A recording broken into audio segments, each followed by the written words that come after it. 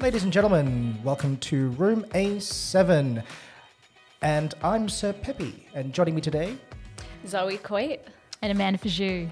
Thank you so much for joining me. And thank you for letting me into PLC Sydney High School. No worries. Thank you. So what does PLC Sydney stand for?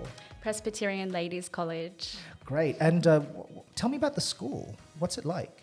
It's quite a progressive, all-girls Christian school, and we're currently studying text and human experiences.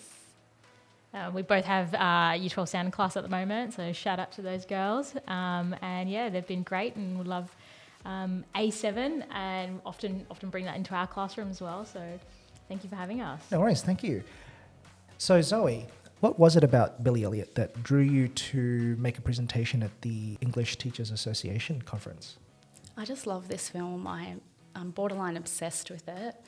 I think it's the best way to improve a student's emotional intelligence, and I feel like every single character in this film can teach us a life lesson and can teach us about emotions, can teach us about how to live our lives. And I just think that it's a story about expression and how we can truly be ourselves in a world that tries to force us to be a certain way. I think that's something that, many students can relate to, many people can relate to, even myself, I think it's a powerful film, and it's easy to talk about something that you're passionate about. And, Zoe's passion has it's contagious. I've caught it, when she starts delving deep into the film, then all of a sudden these ideas come up for me as well. And I think it's just a lot of fun, really. It's a good unit to teach. It's fun. Students tend to like it. Yeah, what about you? Yeah, so I actually enjoy teaching Billy Elliot, and it's one of those films that it's a little bit different, and it came out at a time which I think is appropriate for what's happening around the world. But you mentioned that it was fun and brilliant. What kind of aspects of the film, Amanda, stand out for you when it comes to teaching it at this school? I think for our girls, they found it just a hilarious film in general, and they kept, reflecting on, kept mimicking the accents in the classroom. Every time we wanted to quote, it actually became very quotable because it was, the girls enjoyed, I guess, sort of having fun with the film. And every time there was a swear word, or every time there was just something with the word Billy in it, funnily enough, it actually helps them, I think, on a subconscious level, learn the film on a deeper level, because they didn't realise how easy it was to quote that film, because a lot of the lines are kind of fun to say. Yeah, what do you reckon, Zoe? I think the scene that we love the most and the girls love the most is the I Love to Boogie scene. We love to boogie. We love to boogie. Jitterbug boogie. Boom, Billy boogie. I just think it's a celebration. I just think it brings so much joy. We even reenacted it one time in class. It's a fun film, and I just think every single costume and prop is really considered and thought about and adds to the film. And even with the choreography, every single step tells a story or adds to the story in some way. Nothing's nonchalant about this film. Everything's purposeful. So you think that the film really engages the students because of the accent and the difference, or is it because it's close to home? I think everyone can relate to this film in some sort of way, whether you're dealing with anger or grief, or whether you're dealing with criticism over your authentic self. As Billy and Michael deal with that, it explores parenting dynamics. Even on a visual level, girls who are quite artistic, they can see the beauty and the setting and the mise-en-scene and the props. I think there's a way in for everyone to this film. And to add on to that, I think, for a lot of our girls and myself, the comedic aspects of the film allow you to open up to the film because, often comedy comes from a place of when something makes you laugh, it's because you can usually, it resonates with you. And so I know for instance, the sort of tough love attitude of the family is something that I laugh about, and because I was raised that way, and I think a lot of the girls are sort of, have, a lot of our students, have a lot of experience with that. And once you're open to that, then you can sort of actually consider the deeper elements of the film, the more serious elements of the film. And you're more open as an audience to connect to the characters, if that makes sense. I agree. I think there's a really good balance between the really deep, sad moments and the moments of pure joy. If you look at the I Love to Boogie scene, it comes directly after Billy reads out a letter from his deceased mother. And I think it's a reflection on life. Life is a constant dance between emotions. We're in a constant state of flux between joy and anger. Nothing is ever permanent, even joy. Absolutely, yeah. Like the scene for me where you get that abrupt shift is when Billy finally does that, I forget what the dance move is called, where he practices over and over, Fouette, yeah, that's it. And then there's that piano player character, and he comes down and he's, you're a wanker. You look like a right wanker to me, son. With his cigarette, and I just think, like he's the wanker for, just taking away that moment. But that's so relevant to life. Every time when you're on a high, something can just bring you down, or someone can bring you down, or, that's I sort think of, that's why at the end, they don't have Billy land. They have him leap across the stage. Yeah. Because there's never an ending to any experience. That's deep. I like that. Life continues. It is. It's a continual process. You never reach a point where you remain unchanged. Yeah. You're always building on yourself. Yes. Just putting You're yourself always higher. learning. Yeah. You could never really be pulled down. No. It's only like an external, existential kind of thing of you can feel good about yourself, but if someone tries to tear you down, is it really your choice to feel bad or to build yourself up?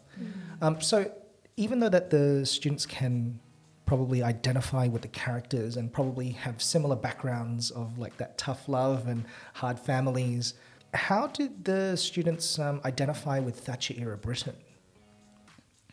Oh, that's a good one. I would say the first time I taught Billy, they didn't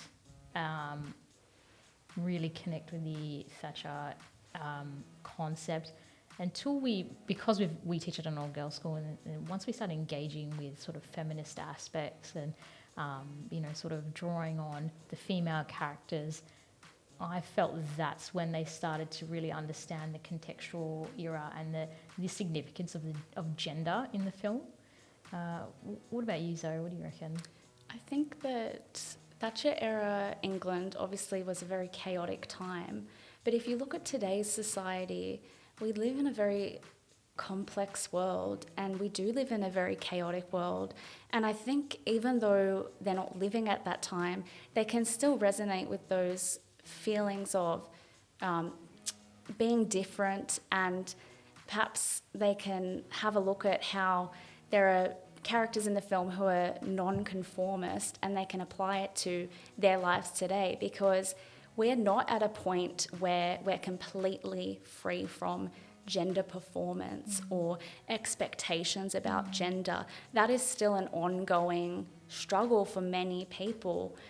So I think even though they're not living at that time, they can still see how aspects of that time have lasted up until today's society and are still all pervasive and prevalent.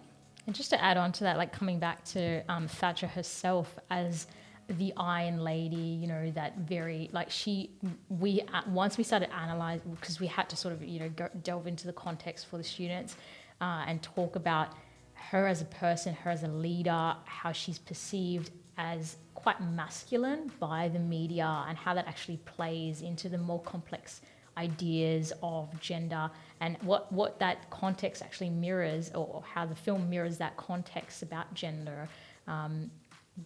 That's just something that I think is important for students to be aware of, I suppose. What do you think?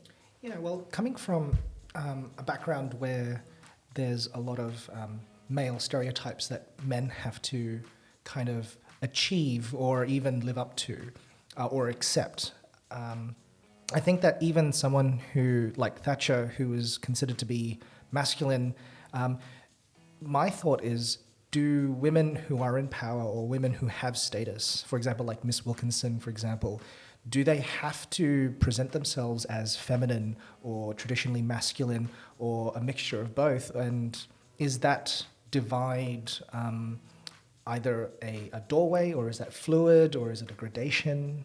I love that question. I think it's a really, I think anything sort of, if you're going to hone in on the ideas of gender, is so complex. And I often, never come to a solid answer when it comes to gender, because, take Mrs. Wilkinson, for example. She is quite tough. She's quite assertive. I love the way she always has a cigarette in her hand, and yet there are beautiful moments between her and Billy where she's just so soft and gentle, and the epitome for me is when they have that fight in the locker room and she slaps him, and then there's that moment between both of them, and then they embrace, that aggression of that slap, and that's quite a do I dare say this, traditionally masculine kind of thing, to be violent and aggressive, coming from the female character. And then Billy, ironically, who's the male, comes in towards her and then they embrace. And I think it's quite complex. I don't know if there is a right or wrong answer. And, I just think that's an interesting, I love that particular scene. Is it a juxtaposition to the embrace that his brother and his father give when they're arguing over whether or not he should go to work? That's another complex which is, one. seen as a very feminine kind of aspect to what they perceive as masculine or masculinity. That they're having this argument, but it ends up in this like desperate embrace.